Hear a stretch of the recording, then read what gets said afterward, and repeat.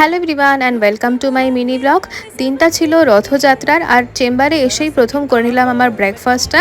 আর এটা হচ্ছে আমার নামের প্যাড, এই যে আমার প্রেসক্রিপশন প্যাড বলতে পারো, সুগার লাইনে আমি যেখানে চেম্বার করি।